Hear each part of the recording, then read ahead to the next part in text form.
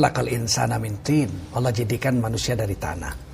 Wa khalaqal jan min nar. Dan Allah menciptakan jin itu dari api. Jadi kalau makhluk yang hidup di dunia ini yang bersaing dengan kita itu jin. Bersaing maksudnya begini, dunia ini dibagi dua. Yang alamul mulki wa syahada, alam yang nyata itu kita punya.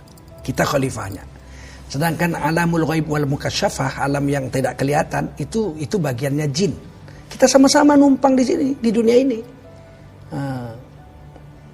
Walakum fiha mustaqarrun ila ajalim musamma. Kamu itu di dunia ini hidup, termasuk iblis dan setan, sampai waktu yang ditentukan, yaitu hari kiamat.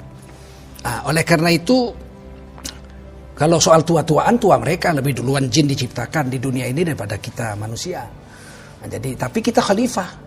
Jadi kalau kita memerlukan satu tempat, misalnya ini ada hutan, kita mau buka ini hutan, kita tebas, ya jinnya yang harus pindah dari situ, atau dia yang ngalah, tinggal bersama dengan kita, numpang sama kita. Begitu. Jadi nggak bisa dia marah terus kita zalimi oleh jin itu, nggak bisa, karena kita khalifah. Cuman ada adabnya. Kita ya adabnya itu jaga yang diajarkan Nabi. Misalnya masuk memberikan salam, assalamualaikum warahmatullahi wabarakatuh, sebab ada makhluk lain. Kita kalau mau buang air kecil jangan di lobang-lobang, karena ada jangkrik, ada binatang, dan ada jin. Itu lobang-lobang itu tempat jin tinggal. Kita kencingi dia marah, bengkak kita, atau dipukul sama dia. Kemudian buang air panas, jangan kau asal-asal mencurahkan. Kita keluar, kita ambil air panas, kita misalnya mengulitin ayam, rendam air panas, terus air panasnya dibuang lewat jendela gitu. Jinnya lagi lewat, kena dia marah, kita dibales sama dia. Oleh karena itu membuang air panas itu pun di tempat yang khusus, misalnya di selokan atau di mana yang sudah kita sediakan untuk membuang, sehingga jin juga tahu itu tempat membuang, ya dia nggak di situ. Jadi memang betul-betul harus menjaganya. Dan tidak perlu takut karena kita khalifahnya, asal kita beradab. Sampai dalam satu hadis Bukhari, Rasulullah menceritakan, jika kamu masuk rumahmu, tiba-tiba ada ular di dalam rumah, jangan bunuh. Jangan bunuh ular itu, ajak bicara dulu. Hai ular, kalau kamu ular, nanti saya bunuh. Tapi kalau kamu jin, keluar kamu dari rumah saya. Kalau dia keluar, jangan bunuh, itu jin. Atau kita jumpa lipan atau apa di rumah kita, ada lipan. Kita jangan bunuh, lipan, kau keluar. Kalau kamu tidak keluar, nanti kau saya bunuh. Kalau dia keluar, jangan bunuh, itu jin. Ular pun begitu, kamu keluar, kalau kamu nggak keluar saya bunuh, dia angkatnya kepalanya, berarti dia ular, kita boleh bunuh. Tapi kalau dia pergi, jangan bunuh, itu jin. Kalau kita bunuh, keluarganya akan minta kisos, kita akan dihukum bunuh juga oleh keluarga jin. Oleh karena itu, kenapa sih jin dan lipan itu ada di rumah kita siang hari? Karena jin itu dia punya hak di malam hari. Maghrib itu hak dia cari nafkah. Subuh dia pulang. Sementara kita, waja'alna an-nahara ma'asha. Siang itu hak kita untuk cari nafkah. Habis subuh kita cari nafkah, maghrib kita pulang. Kalau malam, waja'alna laila subata. Malam itu untuk istirahat, untuk tidur, untuk kita. Bagi mereka terbalik, malam itu untuk cari nafkah, siang untuk tidur. Jadi bagi Allah itu dua. Nah, kalau kita ini kalau jin itu subuh dia pulang kesiangan, ya dia sebelum sampai rumahnya dia nyamar jadi ular atau jadi lipan. Dia tinggal di rumah kita menunggu malam untuk dia pergi lagi. Ya, kita bunuh, keluarganya menuntut sama kita. Sedemikian tentang makhluk-makhluk ini ditulis oleh Allah dan Rasulnya menceritakan. Ada surah Al-Jin khusus untuk cerita jin. Kemudian tentang jin ini juga ditanya kepada Rasulullah oleh sahabat. Jin itu makannya apa ya Rasul? Kalau jin Islam, dia makannya tulang-tulang yang disembelih oleh orang Islam. Jadi kita misalnya motong kambing, motong sapi, kita makan. Nah tulangnya itu kita buang, sama dia diambil. Begitu dia ambil tulang yang kita buang itu, tumbuh daging baru khusus untuk jin. Kita nggak bisa lagi makan, nggak nampak pun kita itu. Dia makan.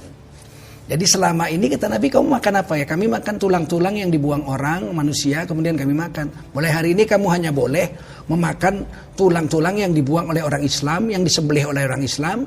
Kemudian kamu makan daging yang tumbuh dari tulang-tulang yang disembelih orang Islam, itu halal bagi kamu karena kamu jin Islam. Kalau jin kafir dia makan ulat-ulat, dia makan tulang-tulang dari tulang apa aja, tulang babi, tulang-tulang yang nggak disembelih juga mereka makan. Tapi kalau orang Islam, jin Islam tidak boleh. Nah, jadi kalau kita punya tulang-tulang udah siap makan, makanya jangan dibuang ke tempat najis. Sebab jin-jin akan ambil itu untuk makan dia yang Islam-Islam. Dan kita berpahala itu untuk mereka itu. Kita diberi pahala ya Allah SWT. Karena Nabi mengajarkan seperti itu. Nah, hari ini kita nggak ngerti, kita buang-buang aja. Makanya kalau dulu guru saya bilang, kalau habis hari raya Idul Adha itu kan banyak tulang-tulang kita ya dapat daging korban. Udah dimakan, kumpulin tulang-tulang itu, masukkan dalam peti, digembok, petinya digembok, simpan dalam kamar, matiin lampu. Malam bunyi dia kurtak. Loh, ngapain itu? Ya jin makan. Oh, ini makanan dia itu. Disediakan oleh Allah dan diceritakan oleh Rasulullah sallallahu alaihi wasallam. Saya ingin tambahkan ini agak menarik cerita jin ini. Ada satu orang sahabat Nabi diculik jin, hilang sekitar 8 tahun. Baru kembali di zaman Umar bin Khattab radhiyallahu anhu. Jadi ditanyalah oleh Sayyidina Umar, kamu kemana selama ini? Saya diculik jin, terus dipenjara oleh jin. Tapi jin yang menculik saya jin kafir. Kemudian setelah sekian tahun tiba-tiba terjadi perang antara jin, dan ternyata jin yang memenjara saya itu kalah perang, kemudian melarikan diri, kampungnya ditinggalkan. Nah, jin yang menyerbu itu lihat saya di penjara, dibuka penjara saya, dia bilang, loh kamu manusia? Iya, saya manusia saya. Loh, ini kan bangsa jin. Lah saya di penjara sama jin yang punya kampung ini. Oh, rupanya jin yang menang perang ini jin Islam. Maka dia bilang, kamu mau tinggal sama saya, sama kami, jadi keluarga jin, kami bolehkan. Karena kamu Islam, kami Islam, kita bersaudara. Tapi kalau kamu mau pulang kepada kampung halamanmu di Madinah, ya kami pulangkan ke Madinah. Dia bilang, kalau suruh pilih pulang, ya saya pulang ke kampung saya lah, jumpa anak istri saya. Maka kemudian laki-laki ini dipulangkanlah ke Madinah, jumpalah Umar bin Khattab. Dan dia sering cerita-cerita tentang kehidupan dia bersama jin. Cerita-cerita yang tidak pernah didengar oleh manusia. Nah, nama sahabat ini adalah Khurafat radhiyallahu anhu. Khurafat radhiyallahu anhu. Kita sering mendengarkan TBC, tahyul bid'ah khurafat. Sehingga kita benci, khurafat. Seolah-olah khurafat itu satu hal yang najis, yang musyrik. Tahyul kita nggak boleh percaya dengan tahyul. Bid'ah kita juga nggak boleh melakukan bid'ah yang diharamkan oleh Allah dan Rasulnya. Tapi khurafat, apa salahnya khurafat? Beliau seorang sahabat Nabi, Khurafat radhiyallahu anhu, orang yang diridhoi Allah. Kisah-kisah yang diceritakan itu kisah dari seorang radhiyallahu anhu, bukan pembohong. Nah, walaupun kita nggak pernah dengar, aneh-aneh. Jin itu ternyata makan tulang bisa tumbuh. Udah ceritakan Nabi. Tapi banyak kisah-kisah jin yang tidak pernah didengar oleh manusia di luar daripada yang diceritakan Nabi. Ternyata manusia bisa nikah sama jin. Macam-macam. Wah, kita nggak ngerti, kita tuduh aja. Khurafat itu sahabat Rasul.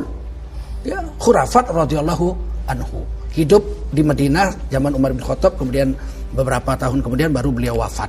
Meninggalkan cerita-cerita khurafat, cerita-cerita tentang alam gaib, yaitu jin yang pernah menawan daripada Khurafat radhiyallahu anhu, dan jin yang pernah membebaskan daripada Sayyidina Khurafat radhiyallahu anhu. Tidak usah takut dengan jin, karena kita khalifahnya, tapi kita harus beradab juga. Harus ada adab.